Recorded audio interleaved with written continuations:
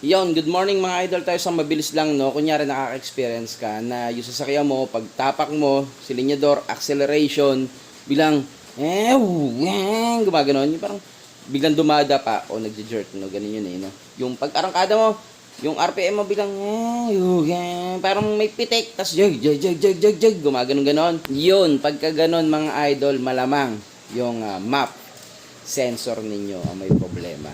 Malamang na madumi lang, no? So, para ma-ano natin yun, ma-isolate natin yun, try nating linisin. Madali lang kasi ito mga idol, kaya tara, papakita ko sa inyo. Okay, so iba-iba ang sistema ng ating sasakyan, no? Katulad nito, ang gamit dito sa aking Vios ay MAF sensor, MAF. Ibig sabihin is mass airflow. Ito po yun, no? Sa mass airflow mga idol, combination na yan. May mass airflow siya, and then at the same time, meron siyang IAT sa na-combo kasama, no? Kasi pag nakita ninyo, kunyari meron sensor, mamaya papakita ko sa inyo naman yung isang style, no? Kapag ito nakita ninyo, lalo na pag mga ganito kalalaki, yan, MAF sensor yan, yun nandito sa may airbox, no? Mamaya papakita ko naman sa inyo yung isa, yung MAP, MAP sensor. O tara, buksan ko muna to, pakita ko sa inyo. Dalawang screwdriver dito, no? Screw niya. O yan, ganyan mo lang. Okay. O, actually nilugan ko na rin kasi yan. And then, yan, dalawa yan. Then, ito, bunutin mo lang to. Yan, ganyan. And then, mabubunot mo na siya. Ayan, o. O, di ba? Ngayon, kung titignan mo, kala mo lang hindi yan madumi. No? Ito, pakita ko sa inyo. Okay, so, paano ba masasabi? Yan, o. Kala mo lang, yan yung idol, yung maliit na yan, yung parang water drop na yan, no? Ay, yan po yung IAT, no? Kasi nga, itong sinasabi ko sa inyo, ang MAP sensor po, at basta po MAP sensor, no? Mass airflow, combination na po yan. May IAT, yan po yun, ito. Tapos ito yung pinaka-sensor niya, yan yung dyan. Ito, tumaban to. Nandiyan, no? So ngayon, lilinisin mo yan, no? Pag sinabing, yan, no? Tingnan mo, tingnan mo yung IAT niya, o intake air temperature sensor, no? Kung titignan mo yung IAT niya, yan, no? Madumi yan, yung itim na yan, puro ano yung dumi yun, yan, no? Kasi ganyan dapat kulay niya, no? So ngayon, anong gagawin mo, no? Lilinisin mo siya. Ang pinamagandang panlinis talaga dyan ay yung MAF sensor cleaner, no? Meron talaga nabibili, no? Pero kung wala kayo, syempre naman, no? Alternative na pwede, electronic cleaner na katulad nito, or 99% isopropyl alcohol na ilalagay nyo lang sa ganito, no? Bakit sa ganito? Kasi bakit siya pwede rin, no? Kasi ang MAP sensor, dahil nga sinesense niyan ay pressure o flow ng hangin, no? Dapat yung buga niya, yan, no? Ano rin, yung parang controlled lang din, no? So pagka binuga mo yan ng ganyan diyan, controlled lang. Wag yung kumbaga mahina yung pressure, oh, di ba? Compare sa ano. Ganun din sa mga MAP sensor cleaner, mahina yung pressure nun. Pero ito, electronic cleaner, medyo didiskarte mo lang, medyo lalayo mo lang. So ang gagamitin ko ay electronic cleaner, medyo lalayuan mo lang, no? Tapos medyo control lang yung pinakapagbuga. Yan, oh, para bumalik yung kanyang kulay. Yan. And then sa loob, lalo na to, no? Kasi ano to yun nga yung medyo sensitive, no? Ito medyo mahina ang pressure nito compare sa mga carb cleaner, at saka hindi siya yun, no? May lumalabas, oh. Mga parang dumi-dumi.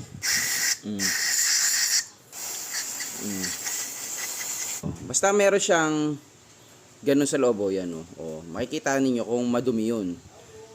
So yan yung mga lilinisin ninyo. Okay? Kung gagamit naman kayo ng 99% isopropyl alcohol, no? Maganda ilagay nyo dito. And syempre, ito mga idol, yung buga nito ay controlled lalo. Dahil nga mahina lang yung buga nito, di ba, manual? Bubuga mo lang din, ganyan, no? Yan. Di ba? Tapos alug-alugin mo, syempre. Ganyan, no? Ganun na siya, no? Mas safe nga siya kung tutusin dahil nga yung pressure niya ay mas mahina. Yan, no? So, hindi madidisgrasya yung pinaka-sensor. Yan, ganyan. Bubuga-buga mo lang na ganyan. Lugulugin mo hanggang sa luminis. Makikita mo naman.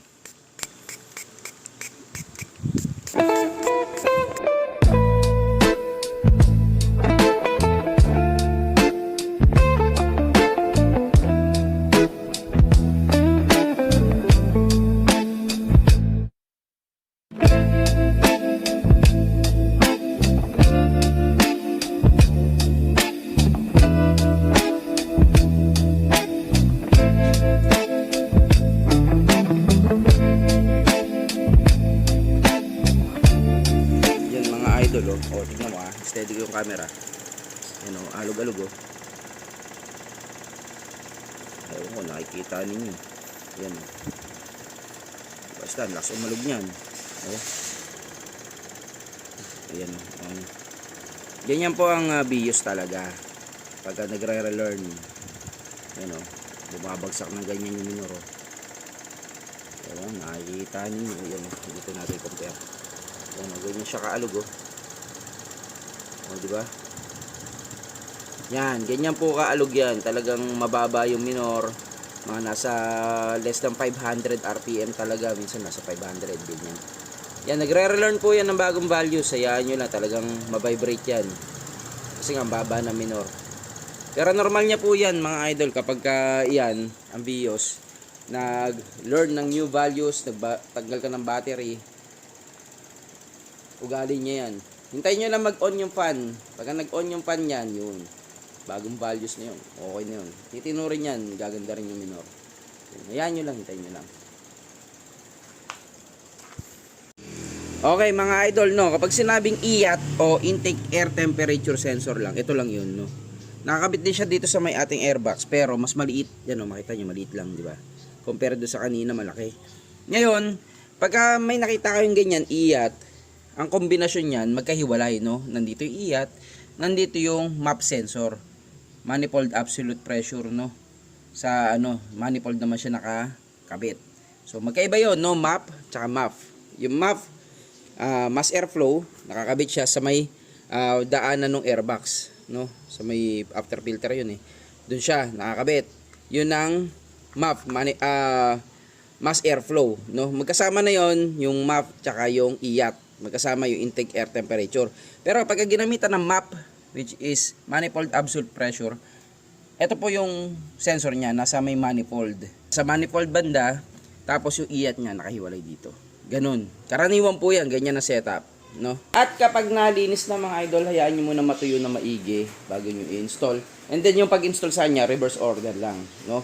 Ngayon, pagkatapos nyo po gawin niya, maganda mga idol, tatanggalin mo yung connection ng battery. Na 30 seconds lang, 30 seconds, tirahin mo muna ang busina, bukas ng ilaw, ganyan, kahit anong electronics para ma-drain yung capacitor ng ating ECU, parang ganun, no? And then, patay mo na yung mga accessories, then ibalik mo yung baterya, yun, para mag-relearn siya ng panibagong values, no? Yun yung nakakalimutan, eh. Pagka naglinis tayo o may ginalaw tayo sa mga sensors, maganda dyan mga idol, magre-reset tayo ng baterya. So, yun yung pinakamabilis na paraan kung wala kang OBD. Ngayon, ba't mo i-reset? No? Kasi para nga mag-learn siya ng panibagong values. Pagka kasi yung dating values pa rin, it's either malakas sa gasolina, jerking pa rin siya. Kasi yun yung nakasave na data sa kanya. Kaya may reset. Ngayon, mga idol, ito tinuro ko mga idol. Minsan kasi ito yung nakakalimutan. O minsan, ito lang ang problema. Pero, kung ganun pa rin, malamang, yung throttle body na, ito yung, no? Yung throttle body naman, meron ako ibang video para gawin yan. Yun, lilinisin din natin yan ng mabilis, no? Lalo na kapag yung mga ganyan, no? Drive-by-wire, mas mabilis linisin yan. Or, meron ako ibang video, actually, meron na akong video niyan, na pinakita ko paano linisin. Yun, mga idol. So, quick tip lang, and then, testing mo muna, kabit mo, kung umokay. Yun. And sa next episode, sige, pakita ko ulit kung paano maglinis ng throttle body. At yun na nga mga idol, na-install na natin.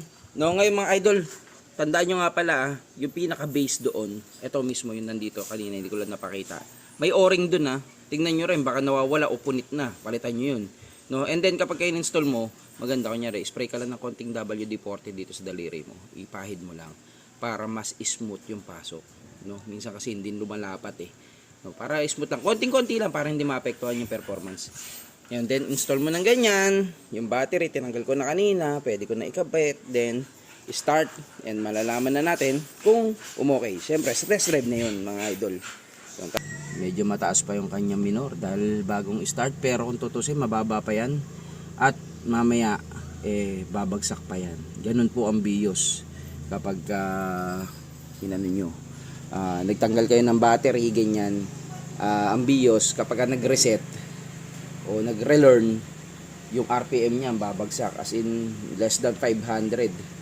Yan, gano'n siya. Saya mo lang magbinar para mamamatay. Pero okay lang yun. Hayaan mo lang hanggang mag-on yung fan. Pagka nag-on yung fan, okay na.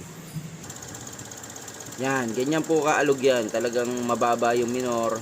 Mga nasa less than 500 RPM talaga. Minsan nasa 500, ganyan. Yan, nagre-relearn po yan ng bagong values. Hayaan nyo lang, talagang mabibrate yan. Kasi nga, baba na minor. Pero normal niya po yan, mga idol. Kapag yan, ang BIOS, nag-learn ng new values, tanggal ka ng battery, ugali niya yan.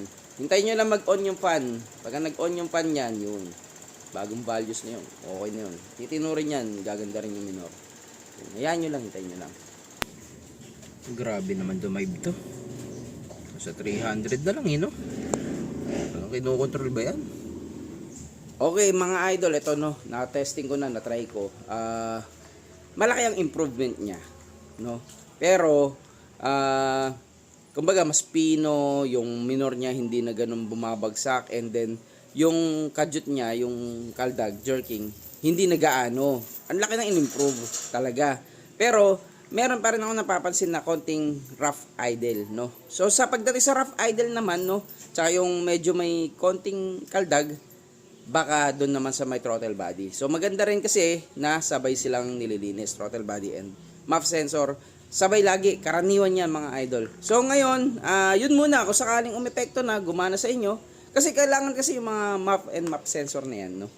Maganda yan, pagka, kunyari, nagpalit ka ng air filter, sabay mo na sa paglinis. Ngayon, kapag nakalimutan mo yan, yun, minsan gumagana na yun lang ang problema. Pero kapag hindi madali, medyo matagal na, no? Maganda kombinasyon talaga ng throttle body tsaka MAP sensor. Yan. Okay, so ngayon sa next episode natin, lilinisin naman natin yung throttle body. Yun mga idol. At yun muna mga idol.